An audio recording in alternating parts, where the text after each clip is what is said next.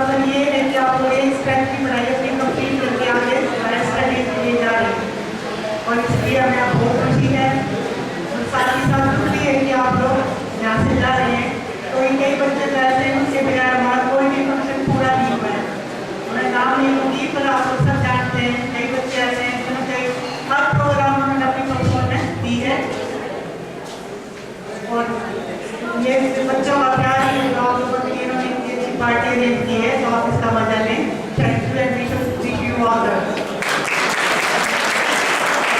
Thank you ma'am, thank you so much for your wish. मैं चाहूँगी कि director sir भी स्टेज पर आए लेकिन उनके आशीर्वाद के बिना ये फेयरवेल भी अधूरी है और इन बच्चों के आशीर्वाद भी अधूरी है। Please sir welcome on stage.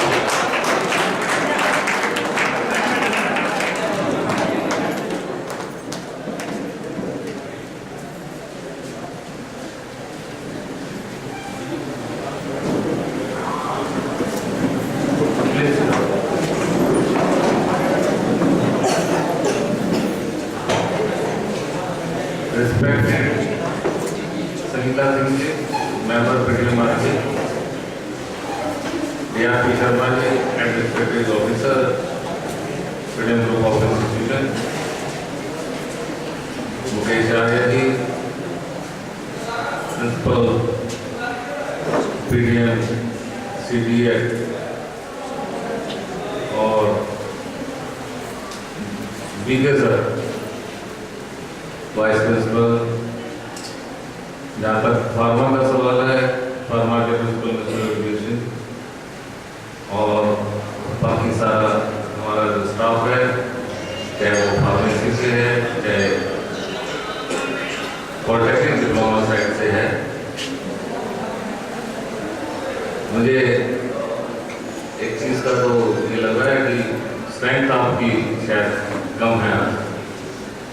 पूरे स्टूडेंट्स फाइनल ईयर के कंबाइंड कर रहे, फर्स्ट ईयर सेकेंड ईयर सब क्या किया ऑल स्टूडेंट सब ज़्यादा फार्मेसी एक छोटा परिवार है हमारा, कहते हैं ना छोटा परिवार सुखी परिवार, तो शायद ये उस चीज़ को फॉलो कर रहे हैं। और जहाँ तक आज के फेयरवेल फंक्शन का सवाल है, पता नहीं ये एडवेटर ने फेयरवेल वर्ड बना दिया। मैं तो ये कहता हूँ कि जीवन में अगर आदमी एक बार किसी के साथ रिलेशनशिप में आ जाता है तो रिलेशनशिप कभी ब्रेक नहीं होती और उसमें फिर फेयरवेल कहाँ की। फेयरवेल तो जहाँ होती है जहाँ पे कि उसके बाद रिलेशनशिप ब्रेक होती है।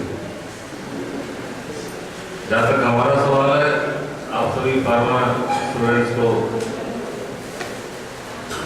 हमारा जो ये आशीर्वाद और प्यार है वो हमेशा रहेगा और जीवन के किसी भी मोड़ पर आपको अगर इस पीडीएम ग्रुप ऑफ इंस्टीट्यूशन के किसी भी व्यक्ति की जरूरत महसूस हो तो वो आपको अनकंडीशनल जो हेल्प है वो आपके साथ रहेगी।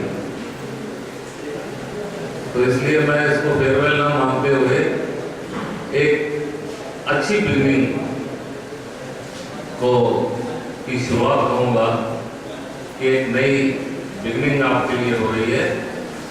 आप एक जीवन के नए मुकाम की तरफ अग्रसर हैं और उस मुकाम में आपके बहुत से नए एक्सपीरियंसेस आपके साथ शेयर होंगे लाइफ में, जहाँ की आपको तुलनात्मक एक कंपैरिजन जो है वो आप करेंगे कि आपने क्या देखा और अब आप क्या देखने जा रहे हैं।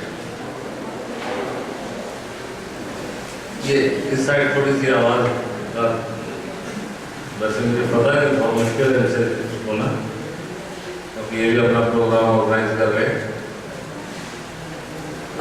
तो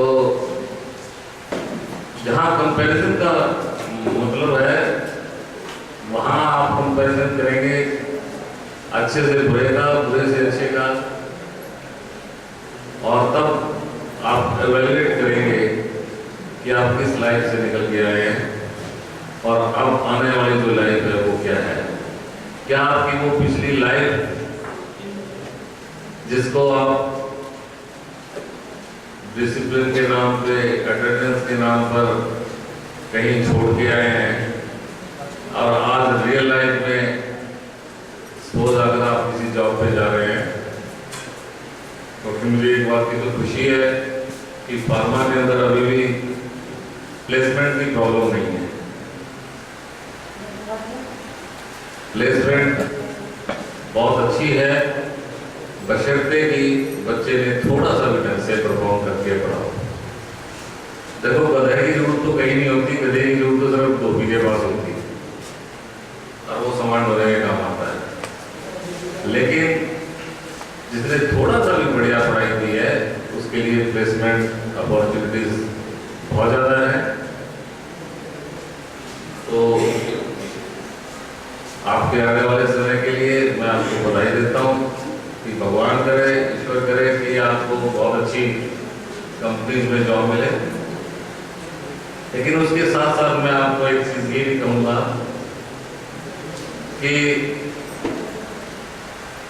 इस लाइफ के अंदर, क्योंकि बी फार्मा के बाद आप फार्मासिस्ट की पोस्ट के लिए जा सकते हैं, और फार्मासिस्ट की पोस्ट क्या है? अगर आप किसी इंडस्ट्री में काम कर रहे हैं, मैन्युफैक्चरिंग यूनिट में काम कर रहे हैं, तो कोई anybody in your students can tell me कि what is the nature of job of pharmacist? Final year का स्टूडेंट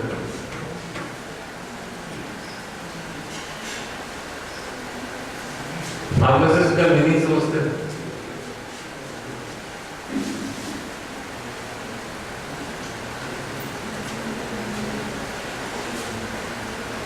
नहीं, आप किस पोस्ट के लिए अप्लाई करोगे आप यहाँ से पास होने के बाद?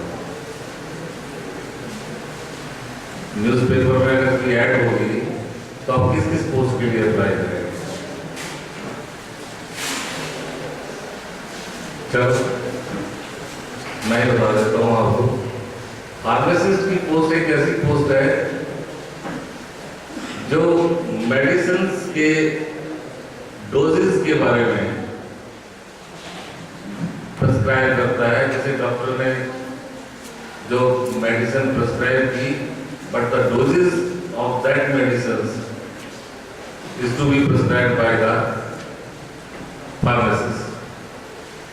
इन इंडिया ये प्रैक्टिस अभी सिर्फ मेट्रोपॉलिटन सिटीज में ही है।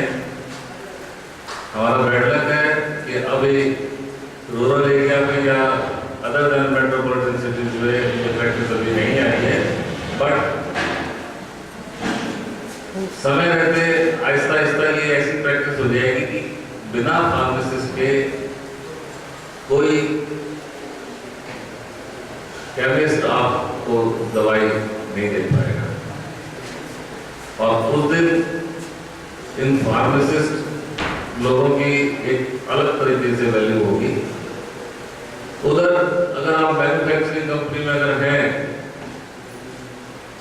तो आपने जो ड्रग्स की मैन्युफैक्चरिंग है उसकी जिम्मेवारी आपके पास होगी, और मॉरली आपकी एक ड्यूटी बनती है कि किस तरह की दवाई बनाएंगे आप। ये तो बता सकते हो फाइनल ईयर के स्टूडेंट्स की किस तरह की दवाई बनाओगे? Yes, anybody? Very strange. मुझे लगता है आपने एक साल के लिए मुझे फिर नहीं आना पड़ेगा। आपको फार्मासिस्ट के मीनिंग बताना पड़ेगा, किस तरह की मैन्युफैक्चरिंग यूनिट आपने हैंडल करनी है उसके बारे में। क्या हमारे गुणी लेक्चरर्स ने इनको नहीं बताया कि भी क्या करते हैं? यशपाल जी बताया था किसी लेक्चर में? बताया हुआ है? राज में नाम बताने की कसम खाई है। ये तो गांधी के टाइम में होता था, नॉन कॉर्पोरेशन मूवमेंट होता था। चलो खैर, मेरा कहने का मतलब सिर्फ इतना है कि आप जिस भी कंपनी में जाकर मैन्युफैक्चरिंग यूनिट के अगर हेड बनते हैं तो आपकी एक मॉरल ड्यूटी बनती है कि आप सिर्फ वही दवाई बनाएं जो दवाई किसी व्यक्ति की सेहत को, बीमारी को ठीक करती हो, ना कि डुप्लीकेट साल्ट्स को यूज करके सस्ती दवाइयाँ किसी गलत नाम से मार्केट में मैन्युफैक्चर करके आप दें, जिससे कि एक बीमार व्यक्ति ठीक होने की बजाय और भी ज़्यादा बीमार होकर अपने प्राण त्यागते हैं। यह आपकी मॉरल ड्यूटी भी बनती है और देश की तरफ से भी ये एक डिमांड है कि being a citizen of India आप नकली दवाइयों का परहेज करेंगे और ऐसी किसी भी कंपनी में ना तो नौकरी करेंगे, ना ही उनको इस तरह से कॉपरेट करेंगे कि वो डुप्लीकेट साल्ट्स के साथ मेडिसिन बाजार में बेचेंगे। देख रहे हैं ना, हम रोज अखबार में पढ़ते हैं कहीं ग्लूकोज, नकली ग्लूकोज की वजह से डेथ हो रही है, कहीं मेडिसिन की वजह से डेथ हो रही है। ये सब अगर हमारा आत्मविश्वास, हमारी आत्मा सही है तो ये चीजें अखबारों में खबरें नहीं आएंगी। तो आपसे सिर्फ मैं यही चाहता हूँ कि अगर इस 4 साल के अंदर हमने आपको कोई संस्कार दिए हैं तो वो संस्कार सिर्फ यही है कि आप अपनी ईमानदारी से, बिना किसी लालच के उस दवाइयों को बनाएं, उस कंपनी में नौकरी करें जहां आपका आत्मविश्वास डिगे। यही हमारी आपसे डिमांड है और मैं चाहूँगा कि ये बच्चे हमारी इस इच्छा को पूरा करेंगे। इसके अलावा अभी बहुत समय है, जैसे आगे समय आएगा फिर देखेंगे, तो अब इस प्रोग्राम को आगे शुरू किया जाए। और एक बार फिर इस न्यू बिगनिंग के लिए मैं आप सबको थैंक यू कहता हूँ और अपनी तरफ से आपको ये आशीर्वाद देता हूँ कि भगवान करे आपके लिए उन्नति के बड़े अच्छे रास्ते मिले और आप उस पर चलें। Thank you.